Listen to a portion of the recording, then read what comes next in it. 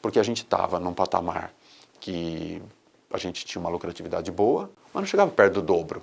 A gente tinha uma reputação boa, mas era 60% de felicidade das pessoas. Hoje é 99,31%.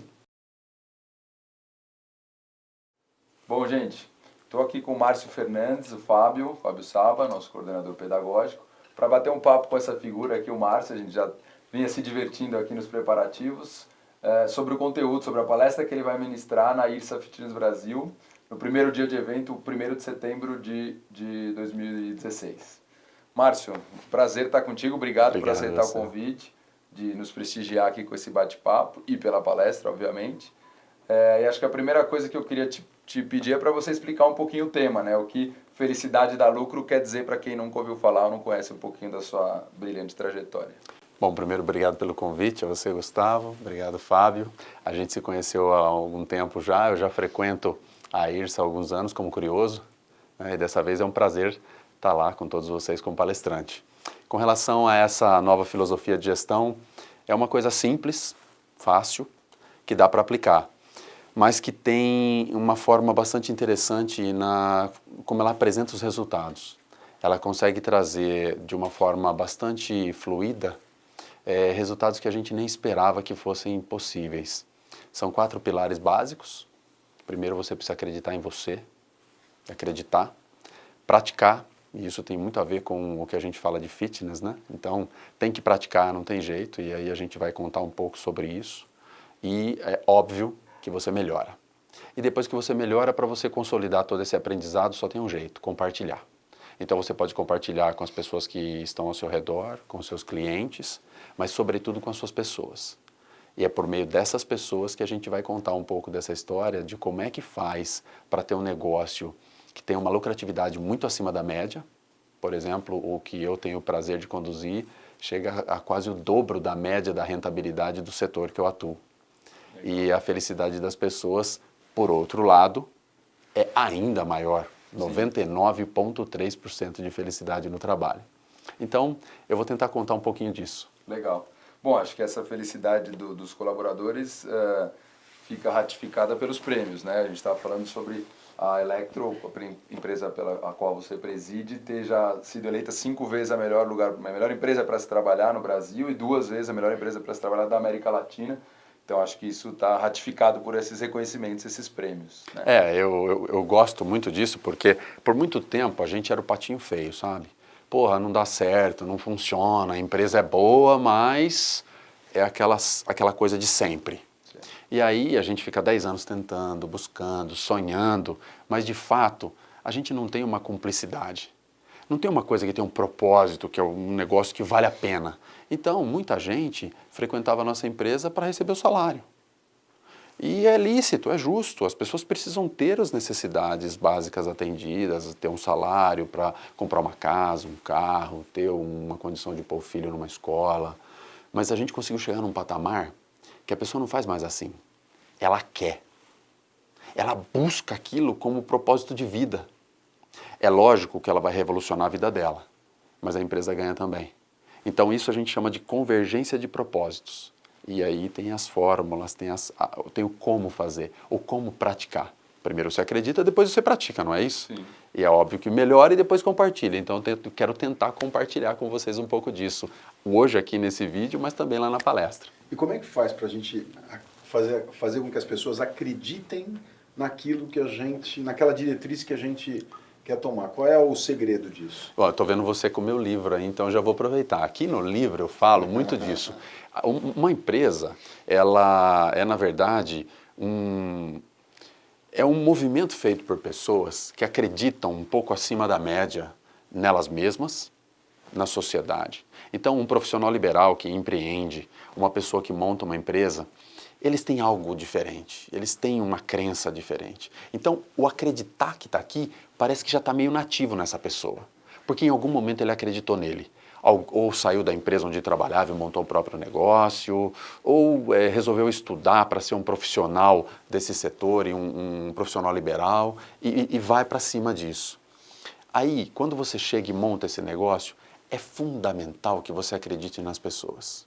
Se você não tem pessoa nenhuma que trabalhe com você, acredite nas pessoas que você lida com ela no dia a dia. Então crie apelos que fazem com que a pessoa queira. A gente estava falando hoje sobre querer, sobre continuar um exercício físico. Então você precisa criar coisas para que a pessoa queira aquilo, porque senão ele para. Na empresa é a mesma coisa. O cara que vive aquela vida de gado, que todo dia vai, pica cartão, ele não quer aquilo. Ele vai porque ele é obrigado. Então como é que você faz ele querer? Você precisa ter coerência, porque você vai criar práticas que são legais e que vai fazer com que ele queira estar lá. Por exemplo, quando você tem uma oportunidade, para quem você dá? Tem que ser para o cara que está lá. Agora, como é que funciona na maioria das empresas? Eu preciso de uma coisa tão legal, tão importante que eu vou buscar no mercado. É um exemplo pequeno, básico, não é? Mas é legal porque, na maioria das vezes, a gente nunca acha que a solução está aqui dentro. A gente acha que a solução está lá fora. E a grama do vizinho é sempre mais verdinha e a gente vai buscar lá. Então, o que a gente faz? Além da coerência de olhar para dentro, e aí o custo geralmente já cabe no nosso bolso, só que a gente não valoriza, a gente vai lá e desenvolve aquela pessoa. Então, ao invés de investir para contratar alguém e pagar bem caro, e contratar uma empresa para buscar, você capacita quem está lá. Mas capacita mesmo, fazendo de coração, se dedicando àquilo, fazendo com que a pessoa perceba o desenvolvimento dela. A hora que ela percebe que ela está se desenvolvendo, ela quer. É inacreditável como ela vai querer, só que ela não para mais. Então a segunda coisa é, a gente não retém. Se em algum momento essa pessoa cresce tanto que ela quer ir embora e fazer coisas maiores, a única coisa que a gente pede é, leve com você essa filosofia de gestão. Acredite, pratique, melhore e compartilhe. É isso que a gente faz. Então, vamos dizer, uma troca. A gente tem proposta de empresa, é uma filosofia de gestão que tem uma visão, uma missão e os nossos valores, né, o que a gente quer ser, como a gente quer fazer e qual é a forma, né, os princípios básicos que a gente utiliza para isso. E a pessoa tem as dela. Ela quer ter ela quer geralmente ter coisas e quer ter uma carreira, quer ter um propósito mais nobre de solidariedade. Então a gente combina essas coisas dentro da nossa caminhada. É imbatível, porque a gente estava num patamar que a gente tinha uma lucratividade boa, mas não chegava perto do dobro.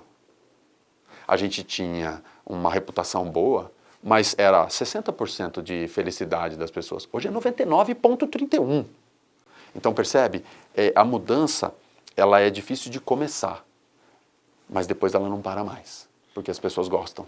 Então você é um modelo, que esse modelo que realmente as pessoas estão praticando e muitas vezes infelizmente, né, no mercado, aquela troca mercantilista. Eu preciso trabalhar para receber um dinheiro, porque eu preciso sobreviver.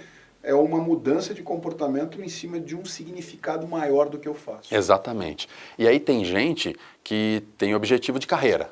A maioria quer ter uma carreira, se tornar um profissional bastante respeitado e etc. E tem uma outra turma que tem pensamentos mais nobres, que pensa na sociedade, que pensa no bem-estar das pessoas, no legado do que você vai deixar para a sociedade.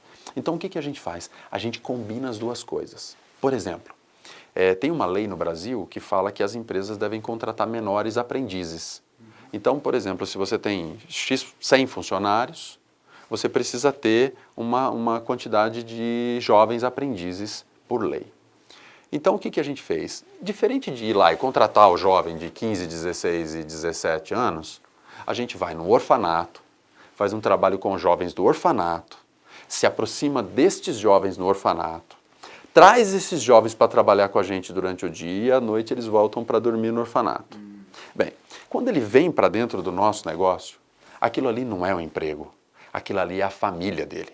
Então, ele vai se apaixonar pelaquilo, porque é aquilo que ele sonhou em ter um dia, vindo de um pai ou de uma mãe que ele ou ela não tiveram.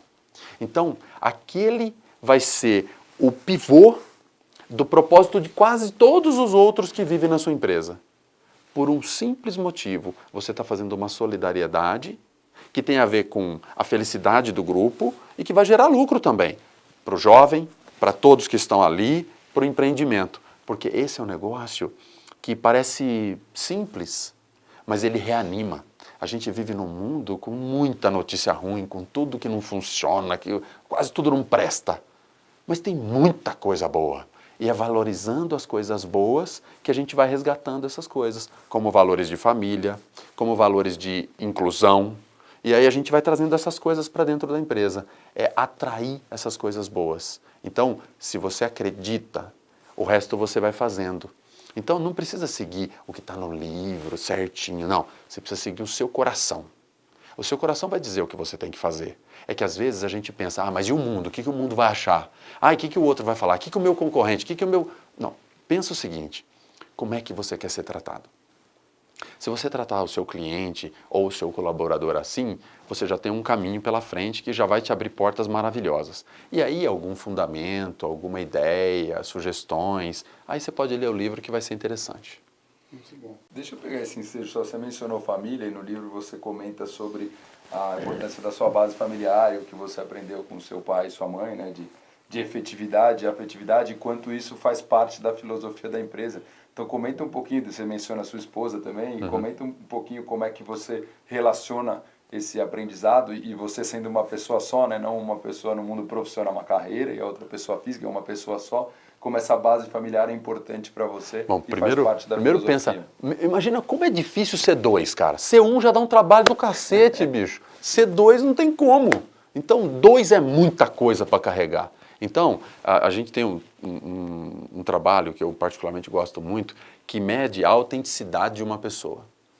Porque quanto mais autêntico, quanto mais você mesmo você for, mais leve você vai estar.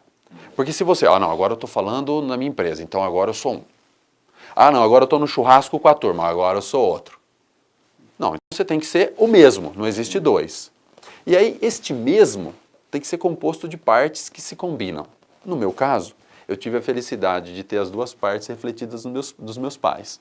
Então, o meu pai, disciplina, rigor de cumprimento de prazos. Seu pai é militar, não? Não. O meu pai é um semi-analfabeto que, graças a Deus, aprendeu a ler e escrever sozinho.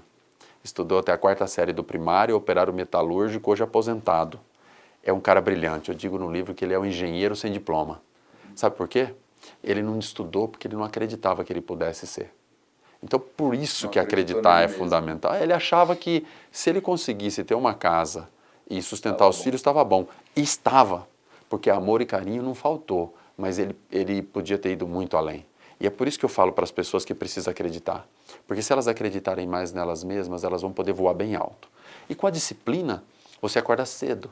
Você não deixa de fazer. Eu estava comentando com o Fábio hoje que eu acordei 10:45 hoje para ir para a academia. Pô, tava um frio, cara.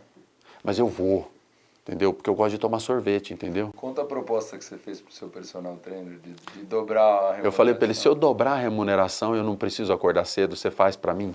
Ele falou assim, olha, eu até faço para você, só que não tem resultado. Mas então não adianta, né? Não tem jeito. Então essa pílula não foi inventada, então tem que acordar cedo mesmo. Isso eu aprendi com meu pai, cara. Tem que acordar cedo, tem que ir, tem que fazer, não pode desistir. Essa veia executora de determinação veio do A seu gente pai. tem muita coisa que a gente tem vontade de desistir, então não pode. E aí eu combinei isso na minha vida de uma forma bastante eloquente. Eu fazia mesmo, eu buscava mesmo, eu trabalhava mesmo, eu estudava mesmo, mas eu percebi que não estava andando, cara. Que a coisa estava empacada. E durante toda a vida eu aprendi muitas coisas também com a minha mãe, mas eu consegui entender de fato aquilo que ela me passava só depois, mais tarde. Eu estava com 20 e poucos anos. Sim. E foi o que mudou a minha vida. Porque eu pensei no que é... O meu pai, para mim, é o efetivo. Disciplina, sabe? Números, determinação, foco e aquela pegada dura. E a minha mãe me ensinou o que eu chamo de afetividade, que é uma coisa que eu sempre tive, aprendizados tal, mas que fluiu depois. E aí eu percebi que com as pessoas, valorizando as pessoas, falar, mas eu vou ser traído, faz parte. Aí se você for traído, você troca, põe outro no lugar. Sim. Mas você tem que acreditar nas pessoas. As pessoas estão sedentas por isso. E aí elas mergulham. Depois que elas passam do período da desconfiança, do tipo, o que será que esse cara quer, meu? Nunca me ajudou, agora vai querer me ajudar? O que ele quer em troca. Né? E aí eles vão. E aí combina com a esposa, por quê? Porque eu tenho os dois ingredientes e a minha esposa me ajudou a combinar os dois. ela me ensina a organizar isso. Porque não é um ou outro, são os dois. Você concilia. A empresa não é uma zona que pode tudo porque nós somos bonzinhos. Do mesmo jeito, do outro lado, eu não sou paizão, que eu sou amigo, eu abraço e dane-se eu. Não, Sim. é uma combinação de um lugar próspero, onde você poderá realizar o seu sonho como meu colaborador. Mas eu, como empresa, vou ser o veículo que leva você para o seu sonho. Só que eu também tenho que ir para lá. Então a gente converge o nosso propósito. Essa é a combinação mais interessante que tem para mim. Legal. E, Márcio, dentro dessa empresa, né, porque é uma combinação meteórica e inteligente, né? É uma empresa que foi reconhecida 7 vezes, né? 5 no Brasil e 2 fora. Aí tem a pessoa do Márcio, né, que foi reconhecido como o líder mais influente do ano, e que está na capa da revista, né, na capa da Você S.A. Então, assim, eu acredito que tem aí uma convergência, né, vou usar a palavra que você já usou aqui muito bem. Qual é a convergência disso? Porque a gente sabe o quanto a liderança influencia realmente as pessoas embaixo, né? E aí, qual é a fórmula disso?